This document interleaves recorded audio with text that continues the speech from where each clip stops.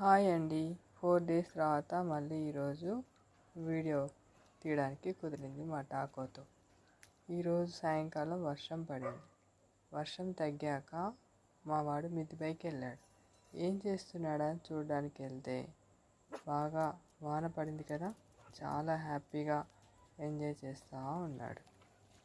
నేను దగ్గరగా వెళ్ళి చూస్తాను. సరే అని బ్యాక్ వచ్చేద్దామని వచ్చేస్తుంటే నన్ను వెళ్ళొద్దు అని లాగుతూ ఉన్నాడు. ఎంతసేపటికి చూడండి, ఆడాలంట వాటితో పాటు వానలో.